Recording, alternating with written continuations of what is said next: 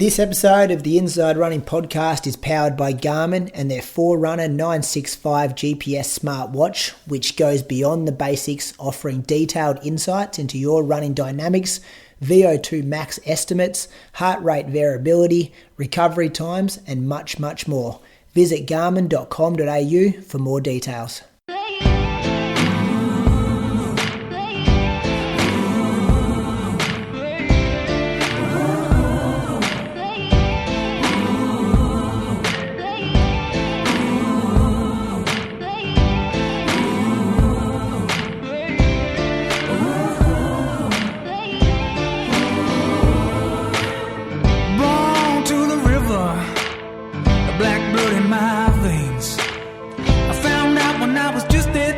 Being a skin can bring us so much pain. Now I hear you say you got the best of both ways. Won't you come and take a walk in my shoes and tell me if you take my place? Welcome to episode number 321 of the Inside Running podcast. Thank you for joining us for the last time in 2023. Hope everyone had a Merry Christmas out there and a good festive season. We're back. We're working on Boxing Day. Double rates today, according to Croaks. He was just telling me off air, so I'm looking forward to getting paid twice as what we do every other week. Big show coming at you. A bit of running news here. Got some good segments with some training talk, some listener questions, Moose on the loose. No whispers, so we'll probably skip over that, but we will do a bit of a summary of what's coming up next week with our award show for the 2023 Distance Running of the Year Awards. Welcome to my co-host, is up in Canberra. Bradley, how are you? Not too bad, Brady. Just telling you off air, a little bit tired, just coming down from all the Christmas festivities and excited kids and early wake-ups. Oh, it hits you, doesn't it? Yeah, yesterday was pretty relaxed, but I'm bloody tired today for some reason. Yeah. How are you, Moose? How are you going? Merry Christmas to you also. Yeah, I'm going all right, thank you. Just wondering what an early wake-up is for Croaks. Before 9? Yeah, it was definitely before 9. I think it was maybe just before 6, which is early for me. That is early for you, yeah. How's the South Coast, Moose? Busy? A few people would have come into town today, wouldn't they? Mate, I didn't get outside my, what do they call it, radius. I'm back on the COVID program. It's funny you say that because I said to Carla yesterday driving home from a family gathering, like, I know this is a bad joke because COVID lockdowns really did impact people's businesses and stuff, but I wouldn't mind seeing Dan Andrews on the news and just saying we're locking everything down for 7 days. I just want no visitors. I don't want to see any family. I just want to do running routine and just have my family in this household for a week straight. Yeah. That's what I'm doing. So I'm not going to the shops. Won't be going to cafes. I've got a little event that, like the Roo Run's on tomorrow. We're sponsoring that, so we'll be down there for in the community there. But the weather's so shitty. I can't see it being the same vibe as it has been. You know, you're not going to hang out at the finish line when it's pouring rain before or after. You racing? I'm not racing it. I've got a workout tomorrow morning. Well, defended champ, hometown race, not there. Yeah, there's only so much you can do, isn't there? How many times are you going to win it before it gets old? I reckon you got to win 10. You win 10 of them and then you hang the spikes up. No, I said to Toby, I'm like, Toby, this is all yours now. I'm passing the mantle across. You got to step up here. Don't get beaten by any blow-in tourist. You're a local in Anglesea. This is your time now. He's lived there for 10 months and he's a local? Mm-hmm. Yeah, well, yeah. I mean, you live here. You're a local. He gets his mail delivered there. He lives there. He resides in Anglesea. Yeah, fair enough. I know what you mean. Let's talk some running, boys. Croaks, you want to go through your week first? Yep, I can kick it off. So Tuesday was my first run for the week. It was a session Tuesday. Yeah, actually, we trained Tuesday morning instead of the afternoon just to beat the heat mainly. Session was 8 by 3 minutes off 1 minute, pretty much standing, sort of walking rest. So we just did this at Lake Burley Griffin, just 4 reps out, 4 reps back. It went pretty well. Like I started at 3:16s for the first couple, and then went 3:14, 3:12, 3:10, 3:09, 3:08, 3:05. So averaged, probably around 3:11s. And like the standing rest makes such a difference in terms of just being able to get out a little bit more quality and feeling good doing it versus like 1 minute sort of jogging recovery. So felt pretty smooth running those paces. So did that with Zach. So it was good having some company. And then on Wednesday, I did 70 minutes, so a little bit longer than the previous week. So that was just over 16K, 4:17s out at Mulligan's. Then Friday was the next session. Actually wore the new Mizuno, so the Wave Rebellion Pro 2. Pro 2, yeah. So that was the first time I'd actually put them on, like straight out of the box. The session was 3 sets of 6-minute tempo, 2-minute pretty hard, and then 90 seconds jog. And I didn't feel great on this run. I don't know whether it was the shoes, whether it was just being a bit sort of locked up through my hips. Like on paper, it actually looked, I probably just ran too hard.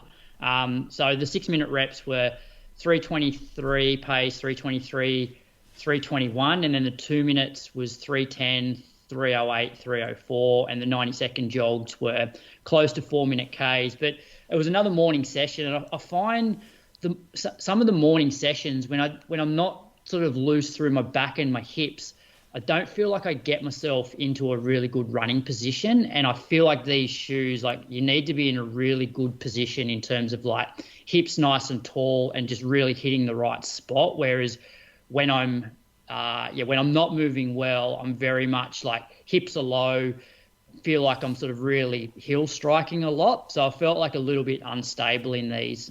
That being said, look, I averaged 3:22s for 8K, which, is probably the fastest I've run, continuously or over that sort of period of time. And the other thing I'm finding is continuous sessions at the moment, because I'm not running that many miles, the continuous sessions definitely become a grind sort of half to 3/4 of the way through. But I was definitely running probably too fast for this, for this session. I probably should have been maybe 5 seconds a K slower on everything.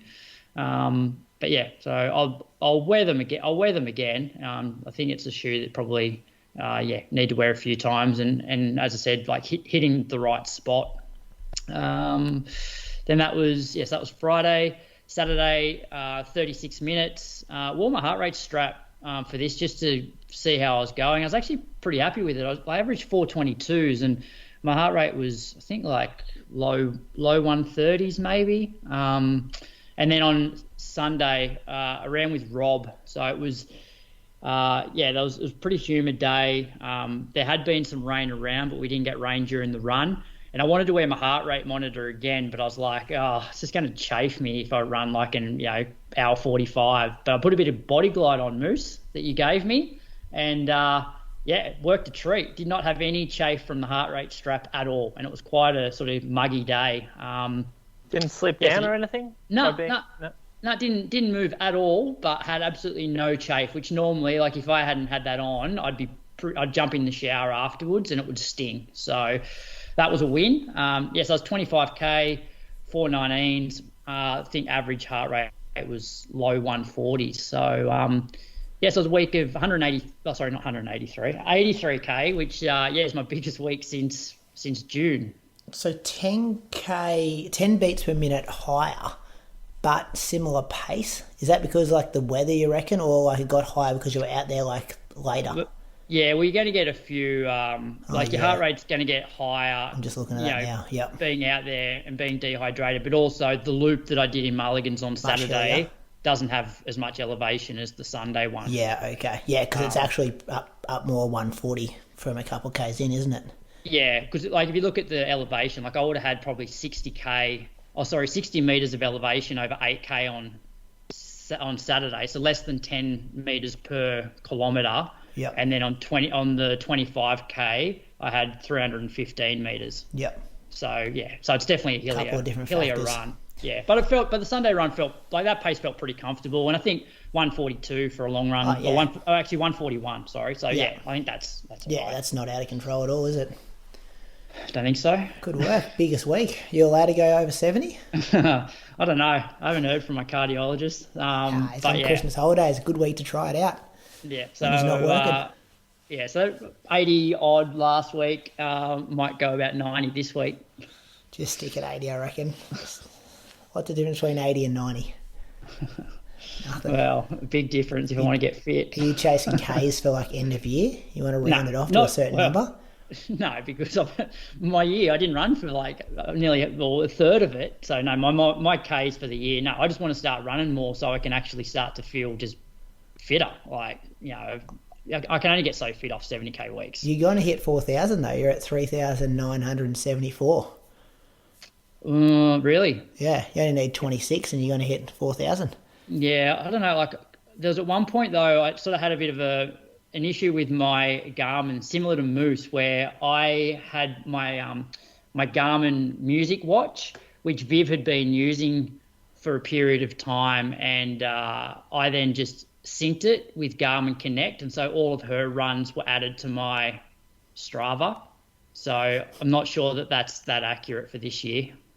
Okay. I love that you guys having issues with your wives using your watches. Yeah.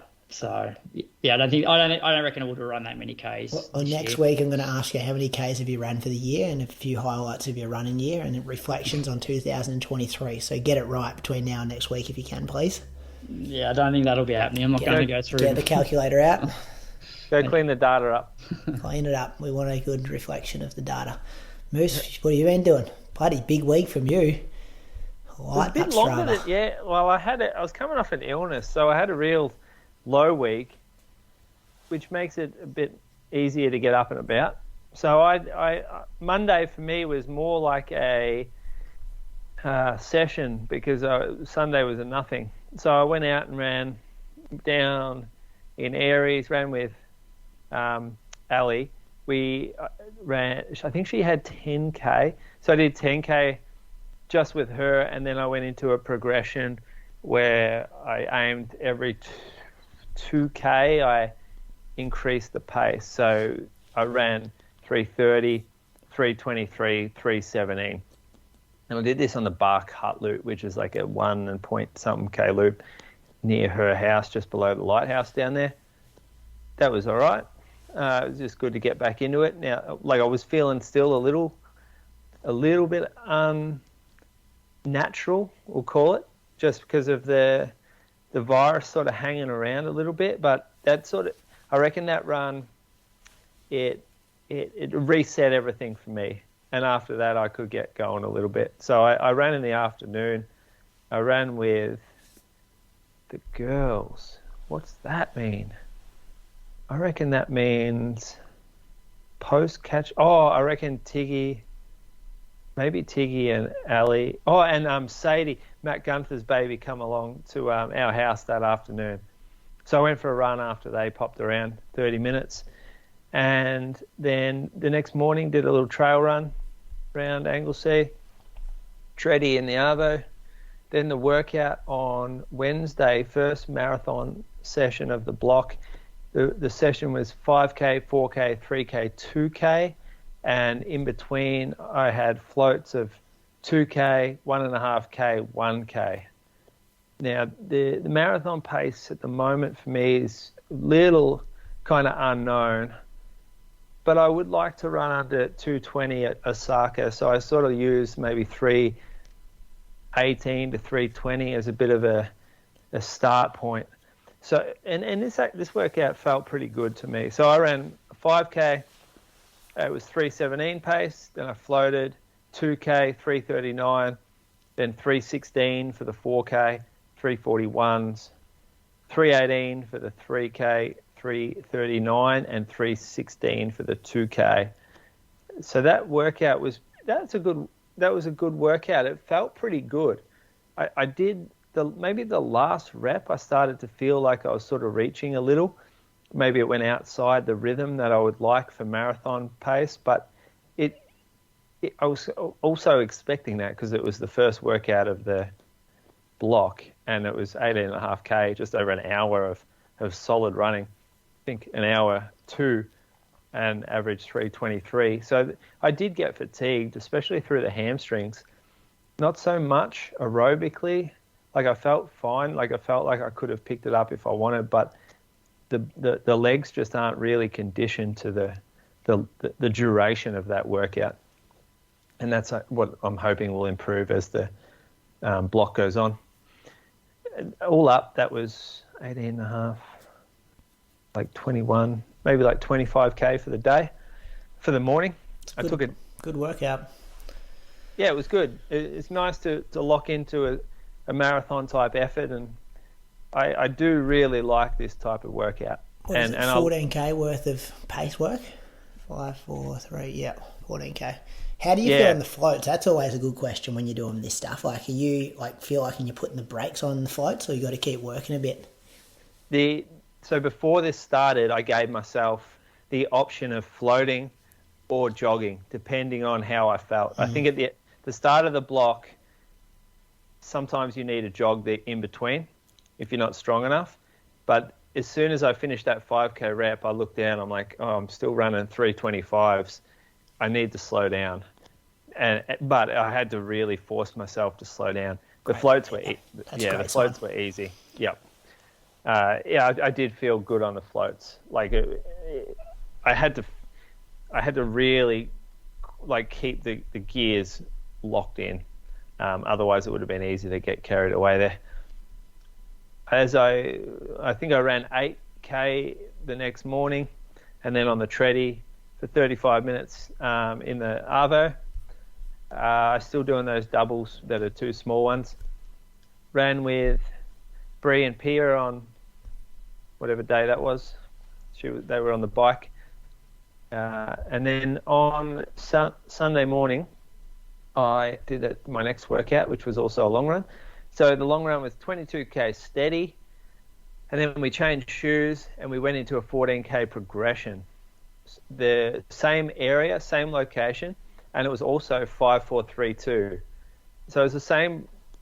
It wasn't the same workout, but it was the same sort of structure, which I didn't even really plan that at all. It just worked out like that, so it looks a bit funny.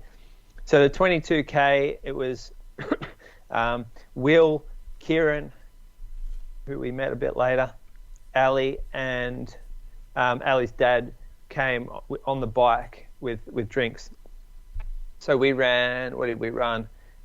We ran 22K, but I broke it up because there were certain segments into the wind and on roads, and so I lapped my watch when I wanted a more accurate feedback on what my paces were. So I think we averaged maybe 3:53s for that 22K all up. And then I went into the workout, and the goal was to progress each block. So my aim was 5K at 3:25 to 3:30, 4K at 3:20 to 3:25, 3K 3:15 to 3:20, and 2K at 3:10 to 3:15. There were no gaps in this. And I went 3:26, 3:20, 3:12, 3:09. And I was working hard at the end, no doubt. That last 2K, that was a tough finish to the run, to run that pace. But it gave me a lot of confidence that I can reach those paces even after 36K of running. And the middle laps of this actually felt really comfortable. So I felt locked in at around that sort of 3:18 type pace, and it felt like I could keep going forever. Well, not forever, but I could finish the run fine. Just excuse me 1 second. That's fine. Have you looked at Will's heart rate here, Croaks? The other guy doing the workout? No, I haven't. Click on his file. He's sitting at 160 for his progression. I'm not sure that's too accurate, okay. But yeah, because Will looks good, though, doesn't it? I'm not sure that's accurate. Will did drop Ali towards the end, which not too much business doing that from Willie. He hasn't broken 230 yet. He's out there dropping the 226 girl. Bit of a flex early in the marathon block, especially when he's helping Ali a lot with the workouts. But Yeah, so just that last 2K he took off on her. But for reference, I know that we talked about it in the monthly show with Sinead and Ali. They discussed this workout. We did adjust it slightly from what was discussed, but Ali ran it really well too. So, did you adjust it because of Sinead's reaction to it? No, okay. No. Because when Sinead's questioning like workouts being difficult, I was like, that's a good sign that must be hard. Yeah, Sinead ran like 30. How far did she run? 35k or something at 3:55s on Sunday. So I'm not sure why she should be worried too much about weight. And she can do anything she wants. Yeah. It was a good workout. We needed to change it. It got changed, and I think everyone really enjoyed it. It was the last run before the weather's come in and made running fucking miserable down the coast. So it was nice. So it's just cold and stormy down there? Is that what you mean? Windy, rainy, the trails are a mess, it's muddy. It's just not an enjoyable time to go out for a run. It doesn't feel like summer at all. But that was my week. Gee, it'd be interesting to see what my mileage was. I'm going to have a quick squeeze of that because 150. 150, yeah. Okay. I didn't do a Sunday long run the week before, so I didn't have to recover from that. So that's how I got 150 this week. Hey, can you talk about the Alphafly 3s? A couple of photos here, a couple of comments about it being the GOAT. Yeah, I love it. So I got a pair through Chris Cook, who is one of the product designers at Nike, and he sent me a pair. I cheekily asked him for one. He sent one over, and then we got a pair through the Shoe Geeks sort of set up as well. I know Tom organised with Nike Australia to get us a pair. So Tom Knitter and myself, we got a pair rock up the day after I got this first pair, and so that was a bit of a treat. It's probably the smoothest shoe that I've put on from Nike in the race range that I've ever put on. So like the transition underfoot, they got rid of the gap between the forefoot and the rear foot. So in the Alphafly, those pods used to sit, and they used to sit kind of external to everything else, and it created a real sweet spot that you needed to hit in order to really feel the shoe respond. Doesn't have that anymore, so it's full contact outer sole. That strong forefoot rocker it's more aggressive in this shoe than in the last shoe, so you feel yourself being rolled forward a little bit more strongly than the Alphafly 1 and 2. The upper is a little bit more forgiving, so it's not as harsh through the forefoot. And then the arch pressure, which is the main criticism of Alphafly 2, was that there was a lot of people suffered blistering and suffered irritation through the arch. That's gone in this. I didn't feel that one bit. So there is a little bit like the cuff just around the ankle there. I felt that sort of press into my ankle bone a little bit, but that was only at the start, and then it disappeared. The foam is Zoom X. It feels just as good as any other model from Nike, like in their race range. It's softer than a Vaporfly. Yeah, I don't know. Any other specific questions? You've sold it, I reckon. Sounds good. When is it? Jan 8th or something like that? Jan 4th official drop, but I think in Australia in stores they're going Jan 11. Okay. How's the knee, Moose? All good? Knee's really good, thanks. Yeah, haven't really felt the knee much. Got a little bit of shin pain, which I don't know what it's from, but just a little bit of like medial tibial shin stuff. That's about it. Had a sore back, driving too much Christmas Day. But otherwise, all good. Got a session lined up tomorrow at Deakin on the track. Crew will go in there. Got a bit of an Osaka crew going on. 10Ks next weekend too, isn't it? Yeah, next week. Bit of bad timing for that, isn't it? Why? Oh, just when you're putting together a program and you're like, oh, there's a race there. Just when you want to lock in a bit. But you also get a chance to use it as a bit of recovery week, like a taper week. Yeah, that's early enough. yeah, you recover after it, and you get a chance to really bury yourself, which you don't really get a lot in the marathon block. Archie was sniffing around that today. Actually, is there prize money? I said I'd ask you about it. Nah, no, mate. He did. Just event. Just passing on the questions. He just asked me, fucking do I know if there's prize money? We'd run. You can't just go around to these community 10Ks cleaning up the fucking $100 they got on offer. Isn't he loaded? Doesn't he have like 4 houses in Miami? Yeah, property guy. Big property guy. Hey, just passing on the question. Let me tell you about my week. How's a good week from you though, Moose? You going to keep that mileage that high? Probably not that high. That was a bit of an anomaly, I reckon. Because you could, get going on the Monday because you weren't recovering off the Sunday. The Monday I had 8K, all of a sudden 140 turns to 150. Yeah. Hey, do you fellas ever have like themes when you start the week? Like Croak's your theme at the moment is trying to gain fitness, so you're pushing the envelope a bit there. Moose, yours is kind of like start the marathon block kind of theme. You guys do that often? Yeah, sort of. Not really. Sometimes it's just sustain fitness, sometimes it's recover. Yeah. No, I you know what I'm talking do. about? Yeah. There's like a purpose for the week, I guess. My theme this week was to get out of the hole I put myself in the week before. That's why I'm asking that question, because I was just tired the back end of last week. 2 shit sessions last week where I DNF'd both of them. So I'm just like, this week, let's just try to back things off a bit, get some good sleep, get out of this hole, and then bet on the school holidays and start fresh kind of today or yesterday. So it's kind of the new week. So Monday, I did 13K in the morning, 4:43s. And then I went to the gym and got on the treadmill there in the afternoon. I must say I'm quite enjoying treadmill running. Never thought I'd say that, but I am. It's like I now take the iPad to the gym and like watch stuff on Netflix while I'm running. Quite enjoyable. Time goes pretty quick. Just for the easier runs, I mean. Like I'm not doing workouts and stuff on there, but I'm liking it. I reckon he would have given us a bit of shit before Moose. Yep. About Freddie. Yeah, when we both had treadmills. This time last year or 2 years ago, you guys were doing like whole segments on which treadmills to buy and this and that. And yeah, a couple of years ago. Yeah. Yep. Yeah, no, I like it. Time goes pretty quick. Tuesday.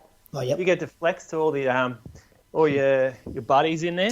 Not when I put it on 12. I put it on 12. I put it on 12k an hour, and I sit at about 125 beats per minute, and then just like. Yeah, watch documentaries. So I'm not really showing off, but I'm tempted to sometimes. Just ramp it up. Take your shirt off? The other day I accidentally hit. I went to hit 12k an hour and accidentally hit 22k an hour, and like the treadmill picks up quick, and I'm just like shit. I'm trying to push the buttons to slow it down, and we're running at about 250 pace, and I'm just like nearly come off it. But that would have been embarrassing. Tuesday, did 18k with some strides. So this week I also went to the Wednesday workout, so just easy jogging Tuesday, 7k in the afternoon. Wednesday was the last day at school, so this was like the last workout I was kind of doing with work, getting workouts finished to rush to work. Did Moose Fartlek with the goal to like just don't DNF it, like just feel good, kind of be a bit conservative. It was really windy, about 25k an hour, so I kind of went around this like 2.5k block, so I didn't have massive stretches into the headwind. And I hit 8.9k, which was nice. So about 307 average for the 3 minutes, and then probably like 255 for the one. So that was good considering it was like 6:30 in the morning. Didn't jog in the afternoon because we had our like second Christmas work party like after the last day of school. So had a couple of beers there.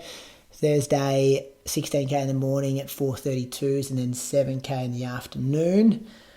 Friday, I did 20k. I listened to the monthly with Sinead and Ali, which I thought was good, Moose. I was going to ask you, I've got here in my notes, ask Moose if Ali survived that Sunday workout, but you've already spoken about that. But I didn't ask the question you wanted me to. What question? You did. You wanted to ask about what marathon you got coming on, and about a contract. I was going to say, I'm not going to ask questions about a contract, Brady. No, I never said that on air last week. I was just in the show notes, but I thought that's probably an inappropriate question, so I didn't say that on air last week. Oh, okay. So, yeah, so we're on the same page there. Did want me to ask that. You kind of did ask what marathon she got coming up, because she told us what races she's got coming up, and there wasn't marathons. Nah, just half marathon. So you assuming there's no marathon? Yeah, I'm assuming that. that. That's what I thought from that question. I think London's a pretty healthy race for her in terms of like contract stuff, but it's perilously close to the next marathon block when you're running a marathon in April. Do you think there's risk involved too? Yeah, I do. Yeah, if she goes out and super windy or slow and runs 225, Oh, no, not like that. Do you think like that? Yeah, no, I don't. I think there's more of a risk to the fitness thing than to the because I guess selection. Because if she runs a super, she'll run a really quick half marathon and she'll do the pacing job at Nagoya. So that will tick the prove the fitness thing, which then just goes next to the 2:21. I don't think she has to be proving the fitness. Like, she's run the fastest of the three. Yeah. And she's the Australian record holder. It was 14 months ago, though. 13 months ago. But I know, I agree with you, but I'm just arguing the other side. And I don't think a race in February proves fitness for something in August. Yeah. Yeah, so, I agree. Like, I'd say if she's, like, it's not like there's no communication at all going on. So if she gets a stressy and she's out for, like, it's a real bad one and she's out for 6 months, maybe then there's got to be a proof of some sort of fitness. But if she's just running along, then I don't think you need that. Yeah. Well, we'll watch, won't we? We will. Then I did, so 20k in the morning, listening to that, and then 7k in the treadie in the afternoon. Saturday, did 13k, and then just did some surges. Pretty much every time I watched, ticked over a k after the 4th k. I just gave it a squirt for 20 seconds. And then the afternoon, did 6.5k at 4:44s. And then Sunday, I did a 4k warm-up, and then I did 15k at like 90% my goal marathon pace. So that was around about 3:40s. And then I went into 15k at 95% my goal marathon pace, which was 3:28s, and I was a bit quicker than that. Probably averaged like 3:25s. And then 2k cool down to get it to 36k for the morning, which was probably a bit on the conservative side. I know earlier on in that morning moose you were telling me to do something a bit harder, but I reckon just given my purpose for the week, and it was a bit warmer, like it was probably close to 20 degrees for that last 15k.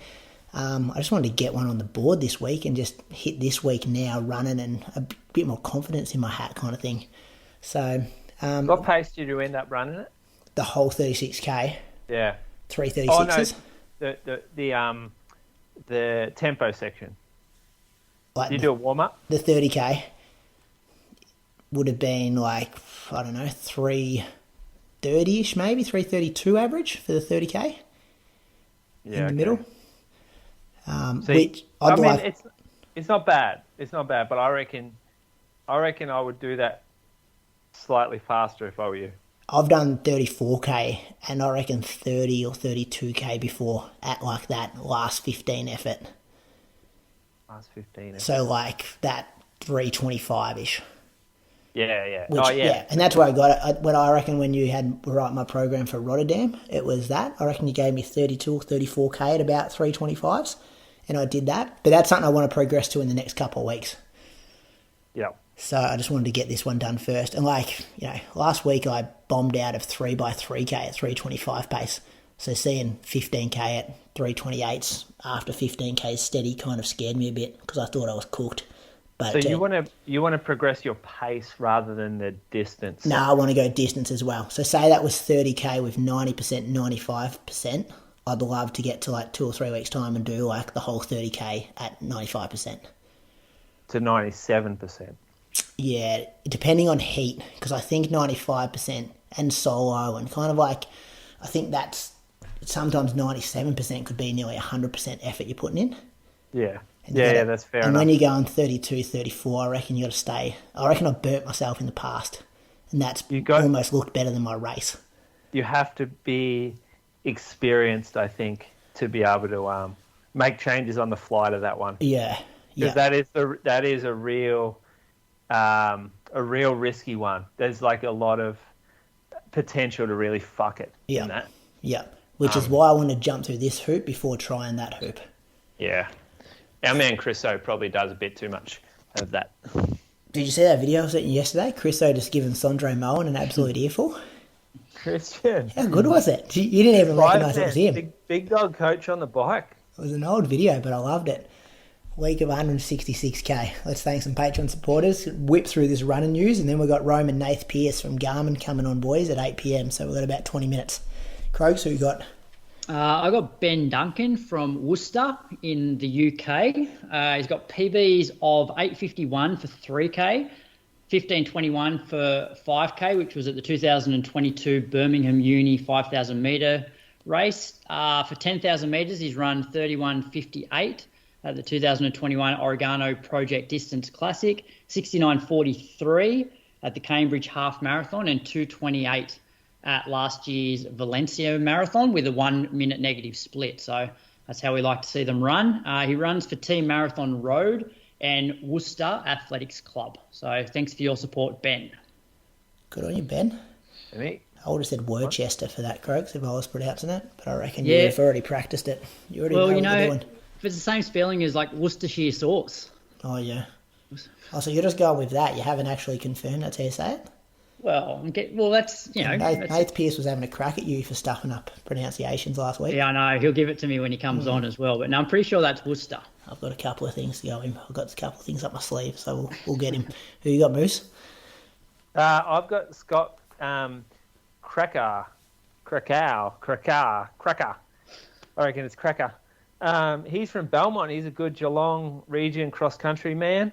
Runs for Chilwell. PB, this is something I didn't realise. So here's a PB, 400 metres, 48.7. 800 metres, 151. Had no idea of this potential, well, not potential, actual history of being a real fast cat, because he's mainly the longer man now. But he's run 1,500 in 4:09, 5K, 16:02, and he's run 10K at Albert Park in 32:44, Geelong Half 73:05, 2:34 at this year's Gold Coast Marathon, and in 2005, geez, that's going back a while, he won the 550 metre handicap at Stall. 550 metre. What's that? What is that distance? Well, that's a stall distance. They have all different distances. Yeah, well, I guess a lot of the handicap races, the 550. Yeah. We look at the stall gift. It's 120. 550 is pretty hotly contested. The more I read about this stall, the less impressed I am. When Kathy Freeman won there, did she win the 400 or the 550, Croaks, you know? I think it was the 400. I think it was the 400, yeah. That chick just threw a massive elbow at her, remember that? Yeah, give her a little nudge. That was one of the most epic races at Stall. Yeah, didn't bother her. Good on you, Scott. Scotty, good fella. He's a regular on the Geelong scene. I think he does a lot of Geelong cross-country stuff too. He's done pretty well at the longer stuff, given he's a real fast twitch man. Yeah, he looks brilliant when he moves. Like, we saw him down the track the other day, watched him cut a few laps, and he's good. And making a lot more sense now, because I remember looking over to Ali and going, fuck, he looks good when he runs, doesn't he? And knowing that he's run 48.7, there's a reason for it. Yeah. You can't run that fast looking poor. Scott, can you let me know, was the 400 and 800 like one stage of your running journey, and then the 1500 was when you like a bit later on in life? 100%. Look at it. Stall back in 2005. So he's done the 4 and the 8 then, but you reckon he never did a 1500, and he's only done the 1500 and 409 like in the last couple of years? I reckon that's true, because he could have smashed 409. He would have run way faster than 409 with 151. Yeah, let us know, Scott, just to confirm that. I'm going to thank Sam Thompson from Brisbane. He ran 18:23 earlier this year at the Kendron Park Run. 88 minutes at the Gold Coast Running Festival at 3:08 at this year's Gold Coast Marathon. Pretty sure he's a dad, and he's the head of finance, boys. That's a big title, head of finance at Venture Crowd, which is a digital investment platform leveraging the power of crowdfunding for investments that back a better future. So a massive thank you, Sam, for your support, Scott and Ben of the Inside Running Podcast. If this show brings you value, we've been going for 6 years. If you've been listening for a long period of time and want to help us out, you can start off for as little as $5 a month at patreon.com/Inside Running Podcast. It keeps this show alive each week. We got our bonus content, as Moose said before, monthly show with Ali and Sinead, a bit of a catch-up. Monthly show with Christian and Toby as a catch-up. Get the show early each week. Sometimes get the uncut or unbeeped version. Not always. We have to beep things illegally at times. And, that's just a way to keep the lights on. No, we don't. Yeah, I think we do. Don't. I think we do. We beep things to save your your I wasn't to say me. The any conflict you might be part of. Moose, if we hadn't beeped some things, we would not be on the air anymore. Wouldn't be up to 321 episodes. Beep some of your things. Yeah, you have 90% of the beeps. What are you talking about? No, it would have been cancelled for sure. Maybe early days. Yeah, I don't know. So that's where you do that. Patreon.com/Inside Running Podcast. Let's whip through some running news. Moose, kick us off with Vic Milers Club. I'm sure you would have been tuned into the live stream watching this one. Yeah, I was actually. Just funnily enough, I watched a bit on the treadie, and then I had a shower, went to work. 8 hours later, meet's still going. They had 44 races. And there was something like 90 people on a wait list. It is insane what's happening in Victoria at the moment. It's pretty cool, actually. So the 1,500, when I turned it on, unsure what we're up to, but I think it was the K. It was like K grade. And it's good to watch, because what you see is a lot of athletes who have no intuition about how they can sustain certain paces. So it's really cool. It's a little bit funny to watch, but it's also a learning experience, I reckon, because you see sometimes they go out in 30 seconds the first 200, so they're going out at 3:42 pace for 1,500, and they end up running 5 minutes 20. So that's always fun. And then you also see the guy who's run 5 minute pace finish in a 30-second 200 at the very end. So he's clearly undercooked it massively, and he just belted it home. So I watched a lot of those races all the way through, because I had an athlete running in the B grade race, which was fast, and so I ended up staying up and watching the A grade races. So in the women's, Jaylah Hancock-Cameron ran fast for a Vic Milers meet, 4:12. So solid run there. Stella Radford was second, 4:22. So a big win over 1,500. That's huge, 10 seconds. Madison King, third in 4:23. In the men's, Will Lewis ran 3:44, which it was a great race from him. He knows how to win, Will Lewis. He wins a lot of the races he's in. Andre Waring was second in 3:44, about 0.3 behind. And Isaac Hockey, 3:47. I didn't watch the 800s. I'm not sure when they were on. I missed them. Women's, Hayley Kitching in 2:08, beat Rochelle Kennedy, 2:09. Sophie Hanlon also 2:09. And Jack Lunn won the men's, 1:49.45, beat Hayden Todd, 1:49.98. And Matt Hussey, 1:51.65. Hey, Moose, good to see Isaac Hockey back on the results page. Yep. Haven't heard much about him for a while. Yeah.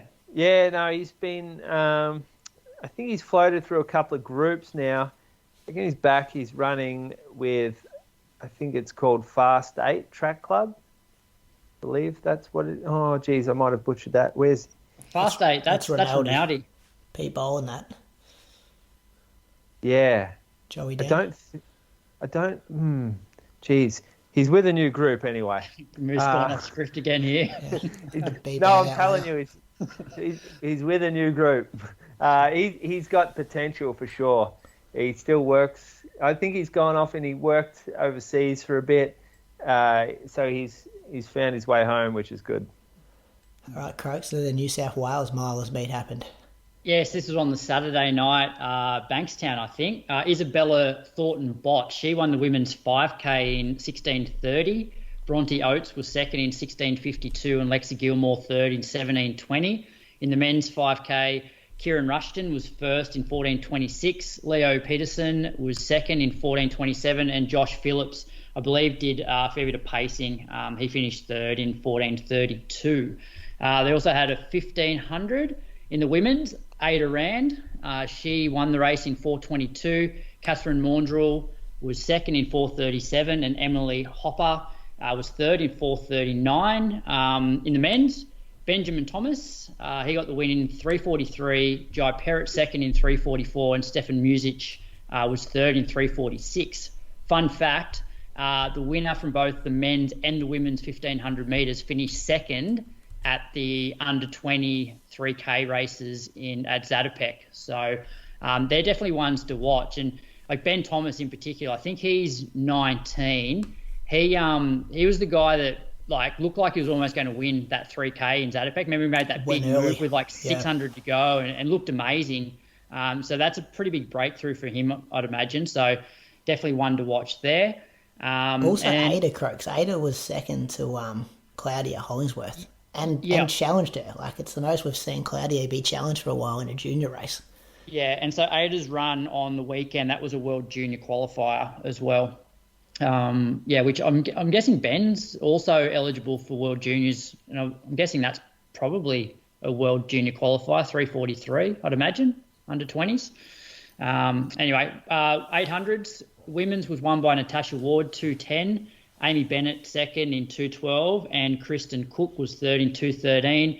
Ben Jagger got the win in the men's, 1:49. David Windybank was second, 1:52, and Alex Talbot third in 1:53. Good work. Good to see some racing happening this close to Christmas. Some more international running news. Kipchoge and Sifan Hassan both announced that they're going to be running Tokyo Marathon. So that whisper from about October, boys, about Kipchoge doing Tokyo pays off. Thanks to my friends over there in Kenya for giving me that one. Any surprises here?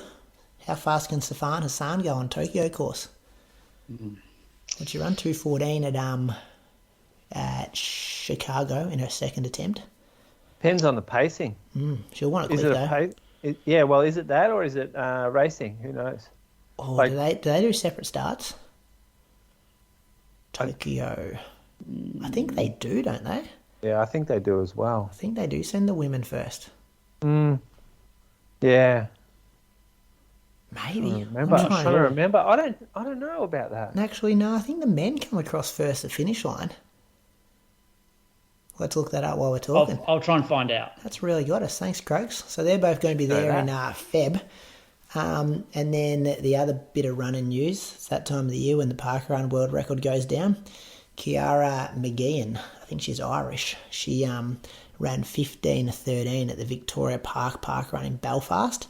She finished fourth overall fourth at this year's World Champs in the 1500 metres. So if you're ever watching Jess Hull, it's pretty, I reckon Ciara McGeehan's always around her moose. Has a PB of 3:55.8. The old record was the Australian Izzy Doyle's of 15:25. So we lose as a country the parkrun female world record moose. How shattered are you? Don't care at all. So I did see that she got that record, but I didn't really pay it much attention. I mean, it's a novelty thing to have. Good on her. It brings a bit of attention to her and her sponsors, which is always a good thing. Yeah, especially this time of the year when you're a track runner. Yeah, I mean, there's nothing bad about it. We don't need to pay it too much attention. I mean, it's parkrun. Yeah. Who knows? Cone got in the wrong spot. We have this conversation every time. Every time it goes down, we do too. Every time. Every single time. You back with some information, Croaks, about those start lines? No, I'm trying to find it. I've got a feeling that they actually do start together. Okay. Yeah, I do too. I got that feeling as well. Just based on, I've got start times here, and it doesn't have like a separate start time for the women. It's just got 9:10 a.m. start for the marathon. Okay. Yeah. So men paces for Sifan Hassan. It's got wheelchairs. The wheelchair go off at 9:05, and then the marathon at 9:10. So I'm guessing, they all go together. Yep. So she can request whatever she wants for pacing. Are you ready to take your running to the next level? Introducing the Garmin Forerunner 965 GPS smartwatch. Whether you're a seasoned marathoner or just getting started on your running journey, the Forerunner 965 is designed to elevate your performance. With advanced features like GPS tracking, heart rate monitoring, elevation, recovery advisor, mapping, and personalised running workouts, all delivered to you via a bright AMOLED screen, this sleek and lightweight device is your key to unlocking your full potential. And with smart notifications, you'll stay connected without missing a beat. Receive calls, texts, and app alerts right on your wrist so you can stay in the zone and focused on your run. Worried about battery life? Don't be. The Forerunner 965 boasts an impressive battery life of up to 23 days in smartwatch mode, ensuring that it will keep up with you every step of the way. Upgrade to the Garmin Forerunner 965 and experience running like never before. Visit garmin.com.au for more details. Let's go to listener question, Croaks. We'll get this in before Roman Nath pops in. All right. You want to do the Spotify one, do you? Yeah, Moose and I put our answers in there. Is that okay? Yeah. All right. So question is top Spotify song / artist and even podcast for 2023. And that comes in from Road to 34X on Instagram. What do you got, Brady? Yeah, I don't actually have the song. I'm just trying to look that up now. But I think my top artists, I just had a scroll through this today, was Pusha T and Mac Miller. And a couple of my most listened to podcasts were Making Sense with Sam Harris, The Ringer NBA show, and the Real Science of Sport podcast, which I obviously have spent some hours listening to throughout 2023. On the recent one of those, I was just listening to it yesterday, actually, the Science of Sport podcast. They were talking about, there was a study about people that specialise early in sport and how that's not a good way to be. You know, we know that answer. Like, it was really good actually hearing them talk through the data and stuff. But everyone, you know, the anecdotal thing about, but look at Tiger Woods or look at Venus and Serena Williams or whatever, they started early, so that must be why they're successful. Whereas they're actually the outliers, but they're the ones that get the most attention. Well, they're the GOATs, aren't they? They are, yeah. Talk about, if you look at the GOATs, are they the ones starting late or are they the ones that are specialising early? It was really good anyway, yeah. I guess the average professional, is probably plays a mixture of things. Yeah. Is that what it was? Is that what they said? Oh, look, I didn't pay that much attention to it, and I just have brought it up here, but I'll recommend people to go listen to it if they want to get more into detail. That's with Ross Tucker. What were yours, Moose? What were you listening to throughout 2023? Yeah, this is a bit of a shock to me because I don't listen to a ton of music. I mainly listen to podcasts, but I had Frank Ocean and Mac Miller pop up as my two because I did look at the rap, the Spotify. I didn't share it on my Instagram, but I had a look at it. They were the two. I had Thinking About You, which was a Frank Ocean song. Super Rich Kids was another one, and Mac Miller's Blue World. They were the three highest listens. And then on Case File was the most listened to podcast. That was easy. And then I like to listen to shows rather than you know how you listen to regular shows up here. They come out every week or whatever. I like to listen to like almost mini series. Documentary. Yeah, a series. Is that what they call? Yeah, I think so. Like seasons. Yeah, like projects almost. So I listened to this last one with Rupert, the Last Mogul, which was about Rupert Murdoch, because I never really know anything about him, but he's the most influential man, or he has been, in the world for probably the past 50 years in terms of how he influences the world. And I didn't even know about him at all. And I'm like, everything I watch is fucking touched by him at some point. So that was good. Liar Liar was the Melissa Craddock, the white collar crime in Sydney, and then Teacher's Pet's a podcast about the teacher who killed his wife. So yeah, that was the podcast I listened to. You listen to those while you're running or driving and working and stuff? Both. Okay. Not working. I never listen to it working. I never listen to it at home. I'll listen to it running solo, or I'll listen to it driving solo. Except one time I made Toby listen to a dog training podcast for the whole way into work. I'm like, Toby, we're listening to a bit of Ivan Balabanov, and we're going to learn about different quadrants of training. Good. Croaks, where were you? Bit of Taylor Swift, surely. She was up there in mine, I reckon. She was 4th or 5th.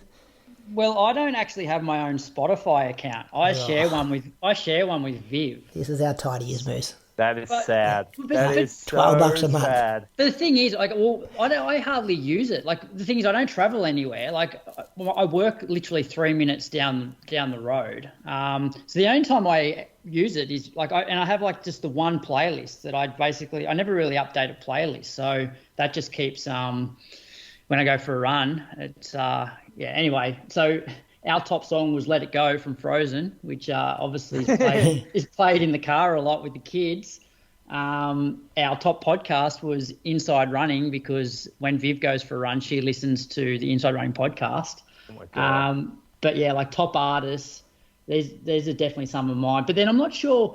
I'm guessing because when I go for a run, I have a playlist and I just have it on shuffle. So depending on what it shuffles to, certain artists will come up more often than others. So it's just random. But I've got like Miley Cyrus in there, Amy Shark, Zach Bryan, and Slim Dusty. So Big there you go. there. Hey, I've got a question for Viv. Yeah. Who's her favourite host? Oh, good question. Viv. Yeah, good. Ask her I've got right now. headphones on. Put her on Viv. the spot here. She's probably listening to last week's episode. Nah, Carly listens as well. Bree listens, doesn't she, Moose? Julian wants to know who's your not favourite lately. host on the Inside Running podcast. She said that's a tough one. Who's the fast? Who do you reckon the funniest is? Who's the funniest? It's bad Give radio. it, she's giving us nothing. Nothing. Give nothing. Giving us Come on, nothing. give us something. You got a choice of two because Brad's not funny. She knows that. I'm going to get our All mate right. Nathan Pearce in, fellas. But good question there, Croaks. I enjoyed that. Let me see if I can get Nath.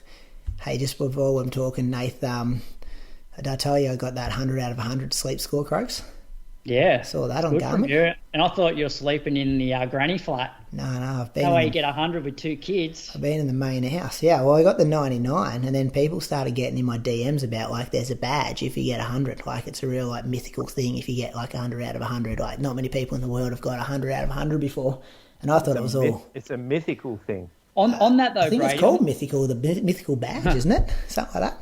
I'm always a bit skeptical of like these sort of sleep scores and how they like track your sleep. And it's probably one of the questions I'll ask Nath. But I've consistently been in the 90s every single night since I've worn the watch. But then on Friday, had lunch at my brother's and had a couple of beers there.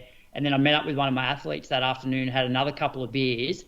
So when was it? Friday night sleep, it was down in like the 80s. Just because I think You understand that alcohol affects your sleep, though, don't you? Yeah. But it shows that I wasn't sure about the whole whether the watch was accurate with tracking my sleep. But then I did have a pretty shit sleep, so due to the alcohol. Makes sense. Yeah, mythical sleep badge I got, Moose. I think I've got him on the line here. Nath, one of the big dogs of Garmin Australia. He's also probably the #1 trail runner in Australia. Long-time listeners will remember him from his roaming Nath work at our Zatopek watch parties back the last couple of years. So one of the best interviewees getting around. And also, I was just thinking about this today. He was one of the stars of our Steigen #1 team, the winning team that won the Steigen #1 title back in, I'm going to say, 2019. Yeah. December. Nath Pearce, I've got you on the air.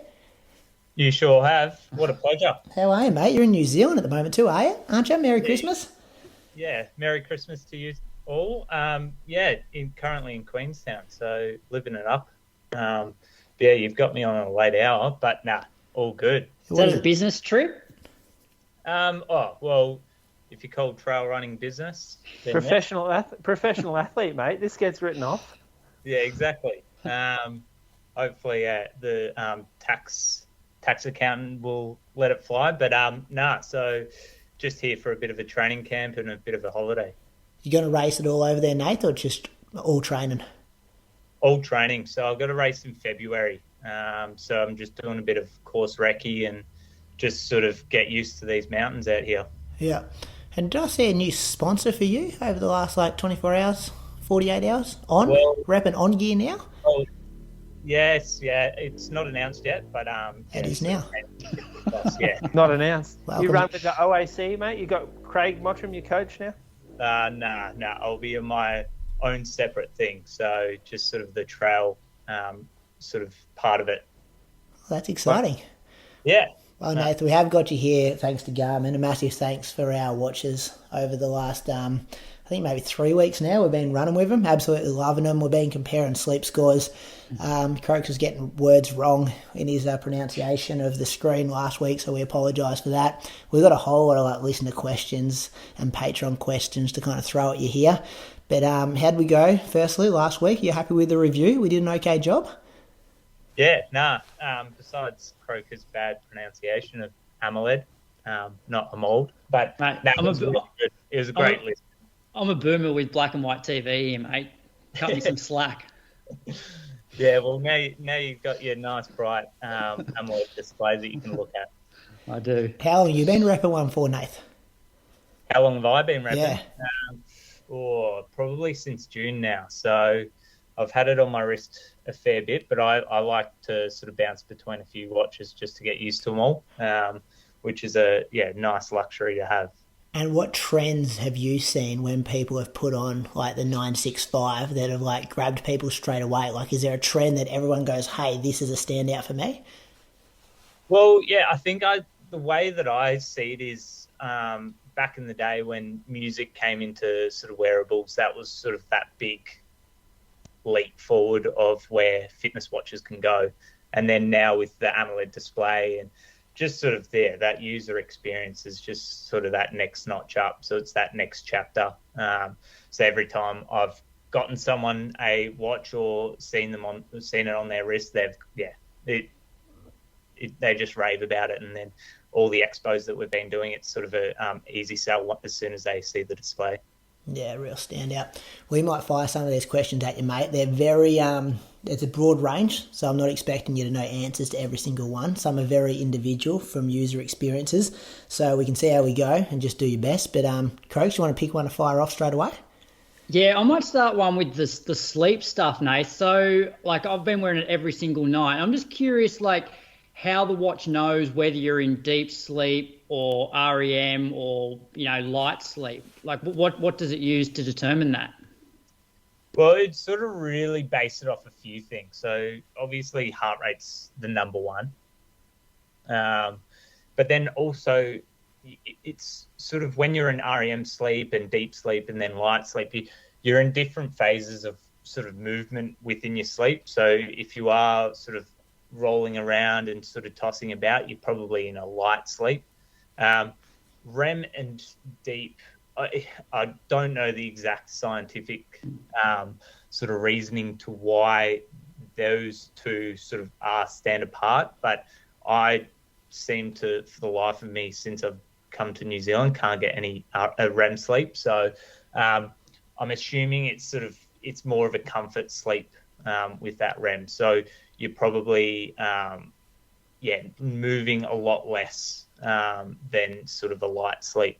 But yeah, you've been getting some good scores, Croak. So I'm assuming you've been working flat out the last few weeks.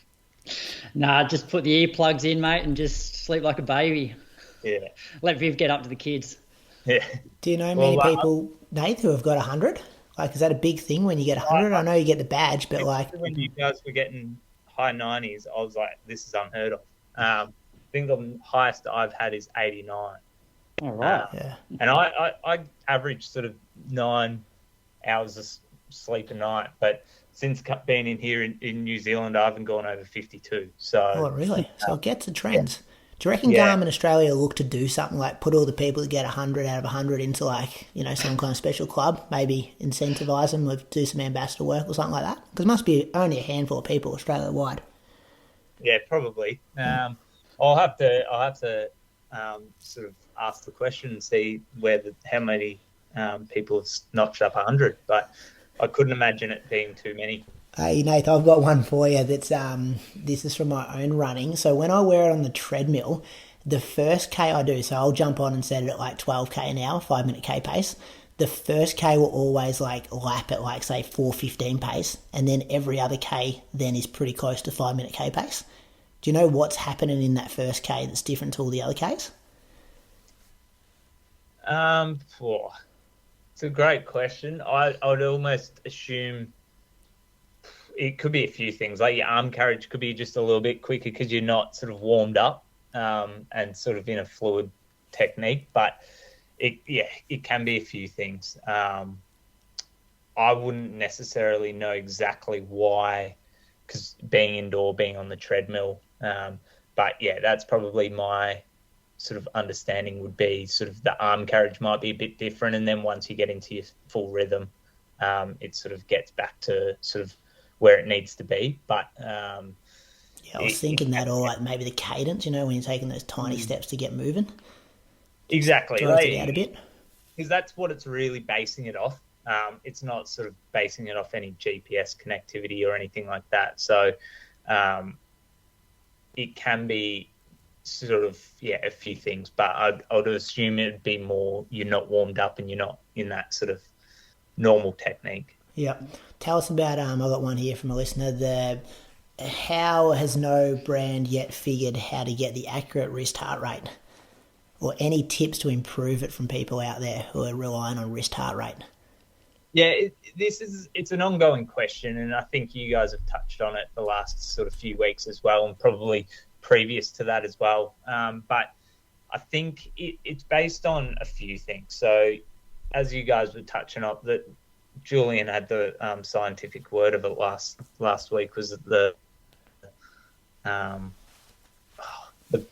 blood makeup in the skin's a lot less. So, but there's a few things. So obviously wrist size. So then if the watch is sitting flat on the top of that wrist, but then you've also got skin makeup. Tattoos seem to always cause a bit of sort of disturbance. But it is improving. I've got an Epix Gen 2 Pro on my wrist now, and they're up to that Gen 5 heart rate. So with that, it's a little bit more accurate in activity as well. But yeah, once again, it really depends. Someone might sweat a little bit more, so that's sort of going to always set a bit of a disturbance with that as well. But it can be a few things. It is improving, but it's probably never going to get to that 100% just because of where it sits on the body.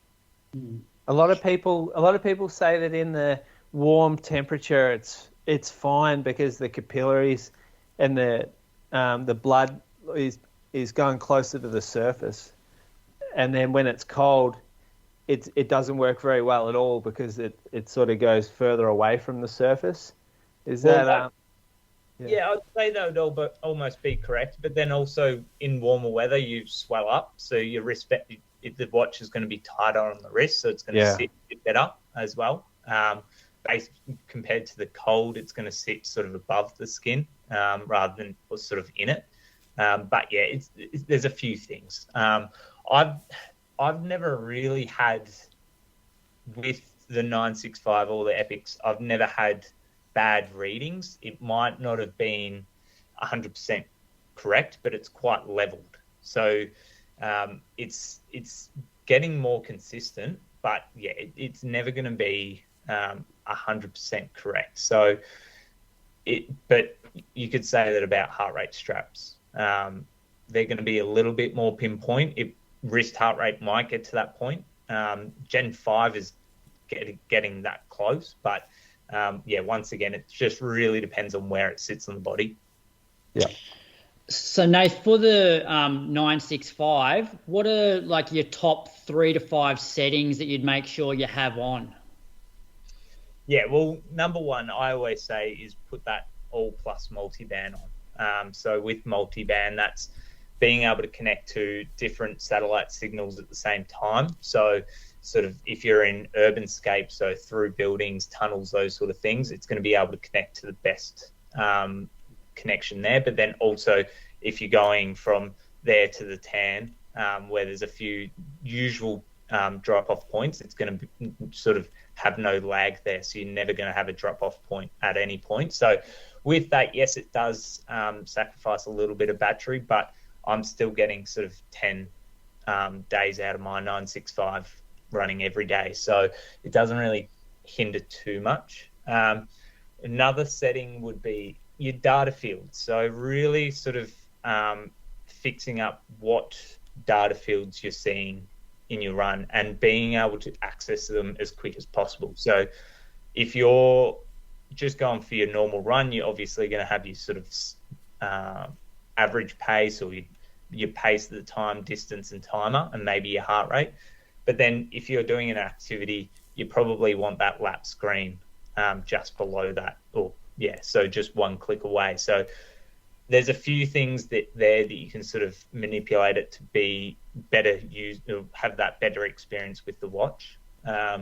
What's another few things? For me, mapping capabilities. So whenever I travel now with my trail running, it's massive. So before I head out every day now, whenever I'm traveling, I draw up a map on Garmin Connect pretty simple, and it takes 10 seconds and it's on your watch straight away. So you're ready to go. So you never get lost. That's something that I've been using massively. So it just really depends on what the user is wanting to experience. I would always recommend to wear the watch 24/7, so you can get all that data a lot more accurate. So with your sleep and your HRV status, it's going to really hinder what your recovery is. And then that's going to internally change your race predictor, and all those things are going to be a lot more unified,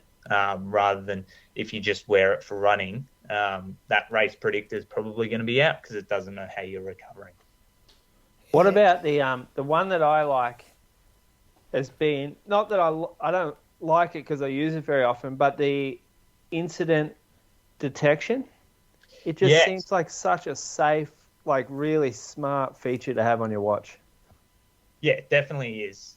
So with that incident detection, so you're going to have to, it's within Bluetooth of your phone. So whenever you're out during an activity, especially for me, I probably should have it on, doing all these mountain runs that I'm doing. But if you're sort of out and about and sort of anywhere really, and you have a big stack or even on the off chance a bike or a car, but it's a really just nice beacon for your loved ones to know that you've got that on.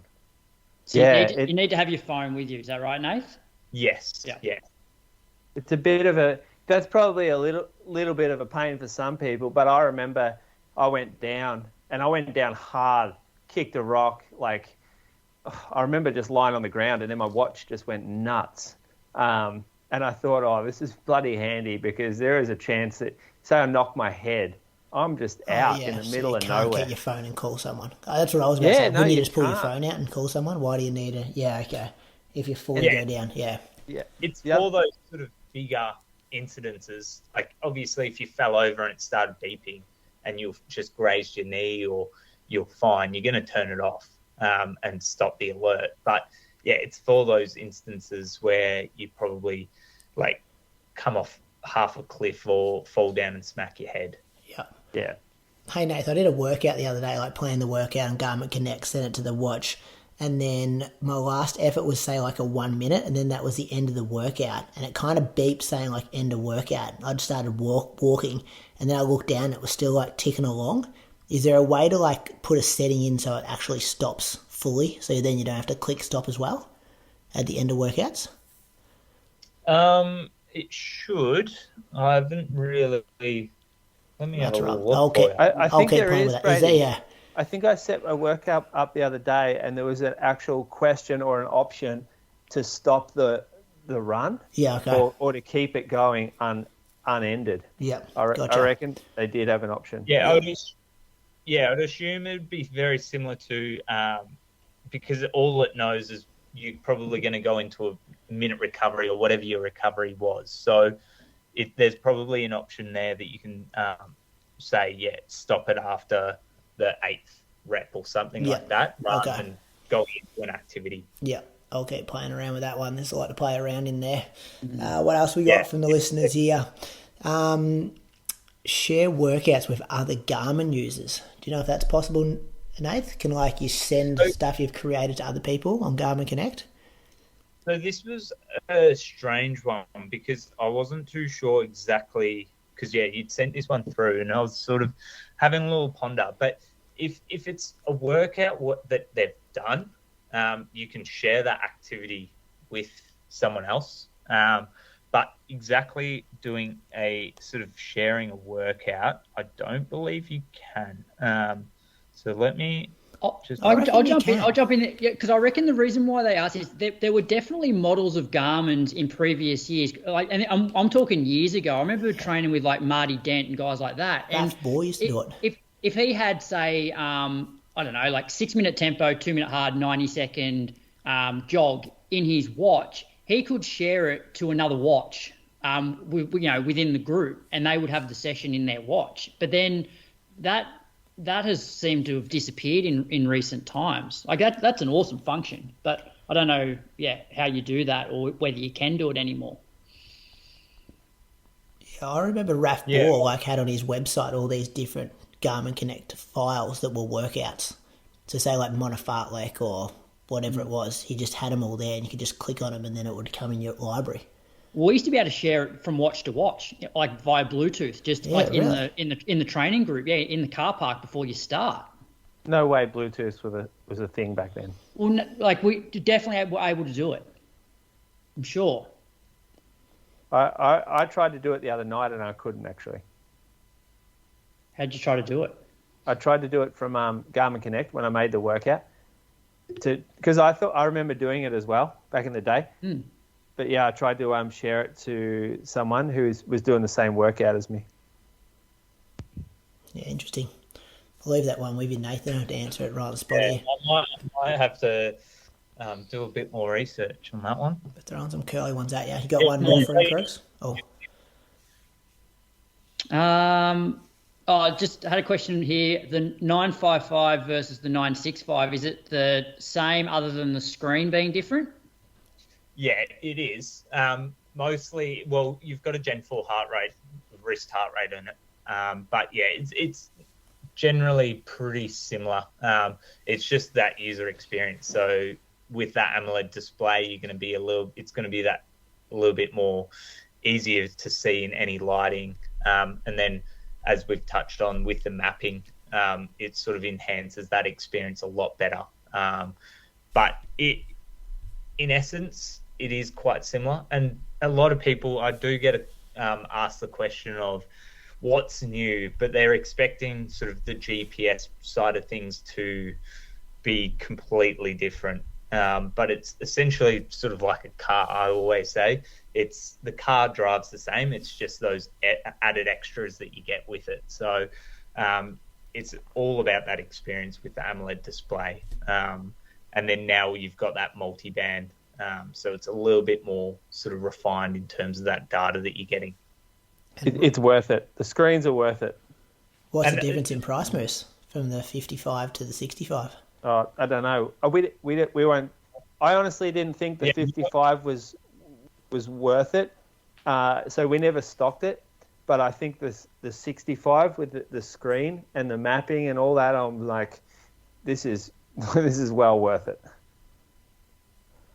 It feels like you got like a TV on your arm. It feels like an old little iPad on your wrist. The way that you can see things, the way that you can zoom in on the maps and actually see like exactly where you're going, and it shows me trails that aren't even like supposed to be known about. That's the crazy thing. Yeah, secret trail, Moose. Crazy. Yeah, they're not like on parks maps because they're not like legal walking tracks, but the Garmin knows they're there. Well, one of my first runs with the watch, I was out at the Dandenongs and I just went running and didn't really look where I was going, and then I sort of got to a point I was like, I better get back. So I just did track back, and it sent me on the tiniest trails, and that's off on a whim. So it's the quickest way back to your car, and it just knew everything. So and then also if you are just running and you don't do track back, you see those trails on your wrist coming up. So yeah, it's pretty game changing. And then that's where that display really enhances that experience. What about the race predictors, Nathan? We've spoken about them a lot over the years. This person's written in saying they had a predictor for their marathon to run 3:30 and they ran 2:55. You're saying, you've kind of answered this already, like you got to have it on all the time. He said he wears it every single run, but you mean in sleeping in it, working in it, doing everything in it? Well, yeah, because with your run activity, it really depends on how your heart rate sits in those activities as well.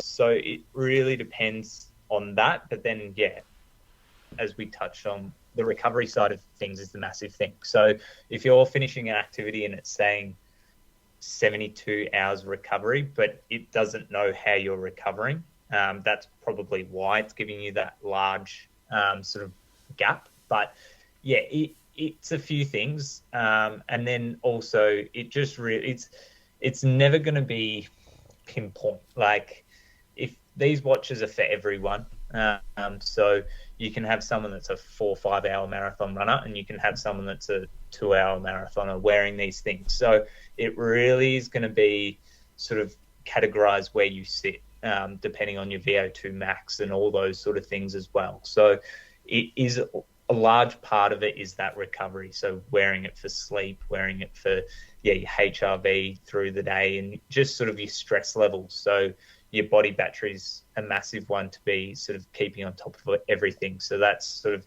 takes in all the data that it's getting. And so your body battery now, it can actually lift. I just had a nap today, and it went up sort of 3 or 4 points throughout the day. So it's really taking in a lot more of that side of things. So I think that's where the future of these units are going, is more sort of the recovery and how to better that, rather than more that performance side of things, because your watch isn't going to necessarily make you run quicker.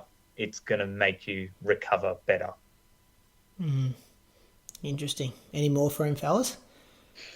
Not from me. There's one here. It doesn't matter what heart rate strap you got either, does it? Like, you don't have to buy a Garmin one. These watches will work with anything. That's from David. Yeah, with Bluetooth connectivity. It'll pick it up. As you guys have touched on, you've been using one of our competitors, and it's been working fine. So, Yeah, I figured that issue out too, didn't I? I told you that. Done some homework for you. Hey, has Garmin got one coming out, optical? Not that I can see. We might be there might be something coming in the new year for women, but I can't really speak too much on it. I don't even know any details. It's a very confidential company, so I don't really get told too many things coming up in the future. But I think it's an exciting space. It's probably more based on that. Yeah, as I said, that recovery side of things is probably that's where the big next move's going to be. But I think at the moment we should just all enjoy that. Yeah, we can have sort of an AMOLED display on our wrist and still have good battery life. Do you someone's written here about, like, obviously it supports Spotify, but do you think YouTube Music or Apple Music in future will be on there? Well, it's an ongoing question, this one. Like Spotify, Amazon, and Deezer are the 3 that we do have. 3 pretty big providers. But yeah, YouTube is an ongoing question. It possibly, but I think there's a lot of logistics behind that. And then Apple probably no for numerous of reasons. One being their own watch. Sort of, yeah. So I think it's more than just being able to access it. It's probably more of a company or a bit more logistic side of things. Oh, this is a good one here as well. So, like, after you listen to something on your watch and then on Spotify it shows you haven't listened to it yet. You guys notice that? I saw this one. I would assume what it is he's downloaded that playlist to his watch. So as he's downloaded it across, Spotify doesn't really read that he's listened to it on the watch. I would assume that's the issue. Yeah, which would be the same with podcasts as well. Yeah, it'd be like, exactly. Like if you download it, it's not going to sort of come up. Show that you've played it yet. Especially if you've listened to it while without internet, like on a plane or something like that. So, yeah, there's a few things, but that's what I'd assume it will be. Yeah, good one. I've learned a lot tonight, Nath. You boys got any other questions before we let him go? No, just thanks for your time and enjoy your training camp. Thank you. Yeah, it's been a pleasure. Finally to be on properly keep doing the great work you guys are doing. I appreciate it, Nath. Thanks, Nathan. Have a good holiday over there. And then what races can we look out for you next year? I've got a VK here in February, so which is a 3.6k race with 1,200 meters of vert. So yeah, not for the faint-hearted, but and then from there it's just sort of the trail season for me, which hopefully will see me get to Spain in September for World Sky Running. Beautiful. Bit of XCR in there as well, I'm sure, for Western A's. Yeah, we'll see. Well, we need to bring down the bat. So I think we've come second the last 3 or 4 years. So I can't. Yeah, we've got to win. 2020 was our chance, but COVID had other things. But we'll try and get the W this year, I reckon. Awesome, Nate. It's good to hear your voice. See you later. See you running around the track in Melbourne. Yep, sounds good. I might see you up in Echuca soon. Yeah, when you're flinging some watches, you're the rep around here. I enjoy running with you. Come up, we'll do a workout together again. And then I'm sure I'll see Julian in store soon. Yep. Come down, mate. Buy some coffees for the crew. They'll love it. Number one store, wouldn't he, Moose? Clear a few units? Not quite. We're working on it, though. Okay. All right, Nate. Beautiful. See you, mate. Thanks for your time. See you later. Yeah. All right, Moose on the loose. Let's bring this show home. Wouldn't mind getting to bed in the next 20 minutes, I reckon. What do we got? Yeah, Moose on the loose. I did have something, but I forgot about it.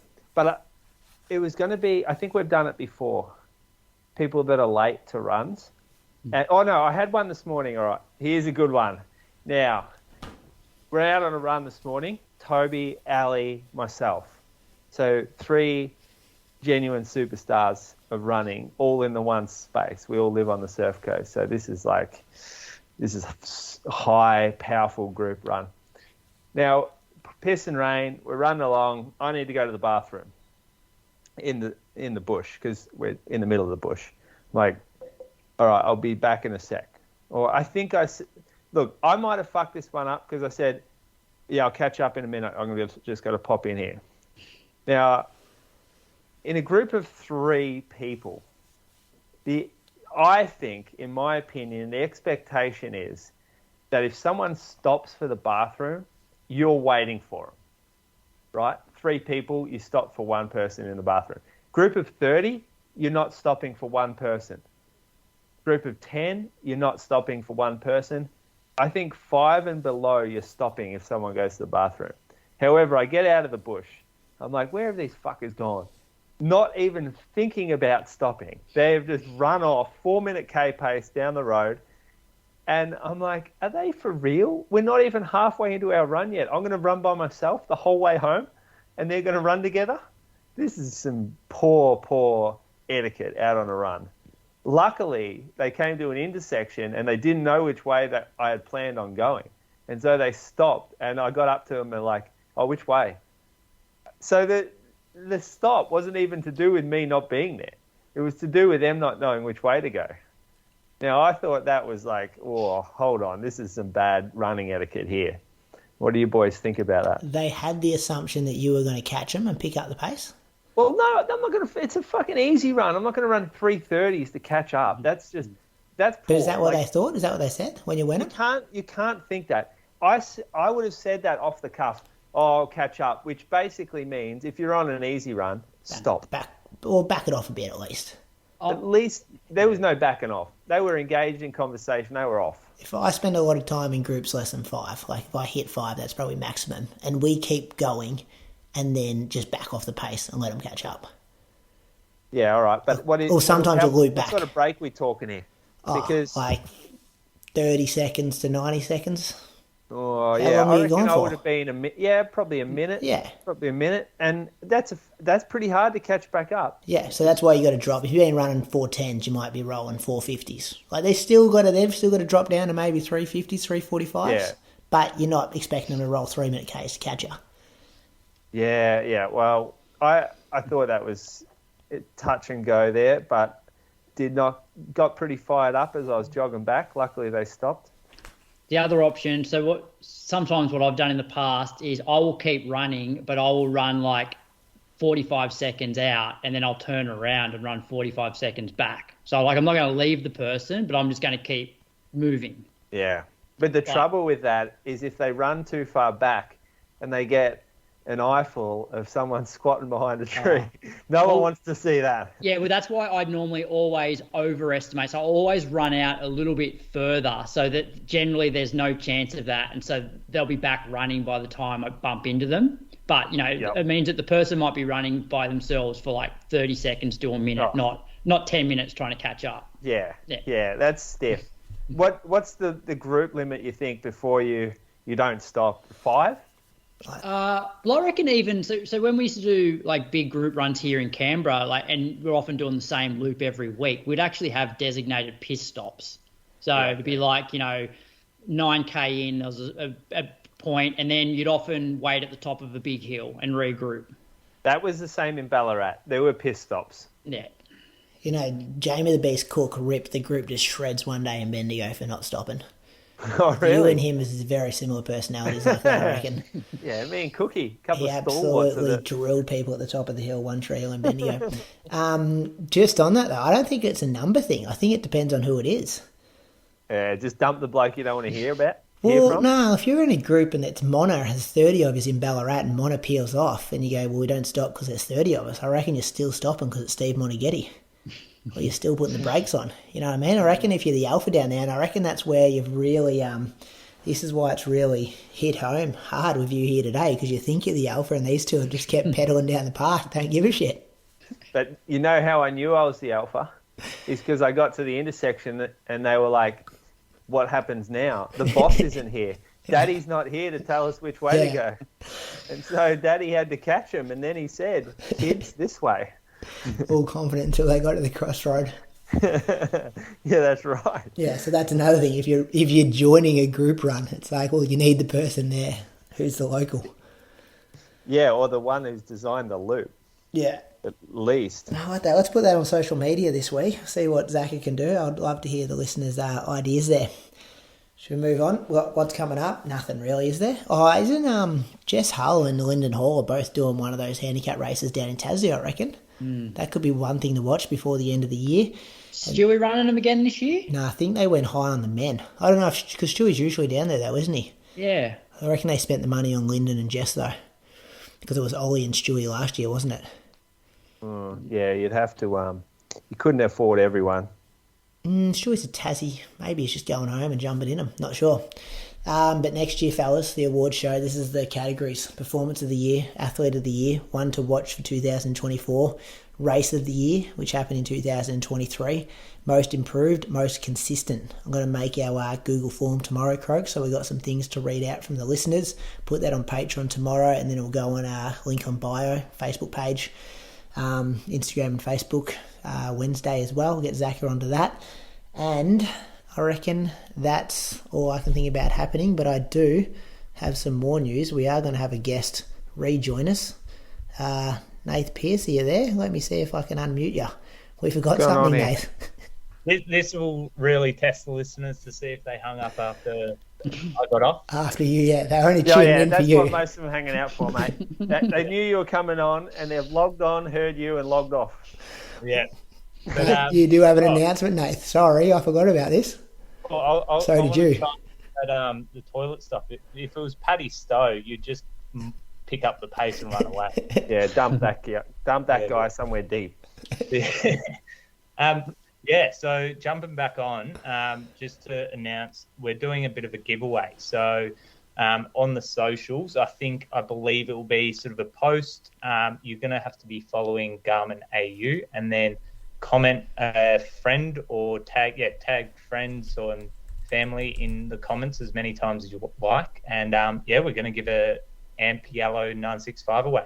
Oh, 965. Wow. Oh. Did you guys know this? No.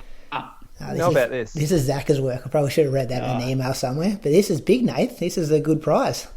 Yeah. Valued at what, $960? Hey? Valued at $960 they retail for, something like that? $999. $999. Okay. It's $1,000, mate. Well, I was pretty close. Watch. That's a $1,000 watch. That'd be the biggest prize I've ever given away, wouldn't it, Croaks? Yeah, I guess, did Moose sign something one year? Actually, yeah. It's probably worth that. One of his Australian singlets, didn't you, Moose? The It's only Doha one? going up now too. It's only going up. That's a great prize. All right, so we'll put all the instructions onto the social media post and follow exactly whatever the instructions are. Please do not get tricked by the scammers that try to create Inside Running Facebook, Instagram pages and say they're running the competition, because that happens every single time we give away something. Please just report those when that happens. And then I'm just looking at the last giveaway competition, which was some Mizuno shoes. Yeah, about 1,000 entries in there. So this will be big, Nath. We'll get some people talking about this stuff. Yep, hopefully 2,000 comments this time. 2,000. We can get 2,000. Is there any limit on how many people you can tag in? No, there's no limit.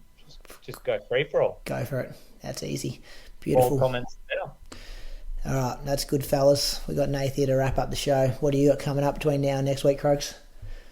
Just school holidays. We might do a day trip to the coast if the weather's nice. Drive down early one morning and spend the day there, and then drive back late afternoon.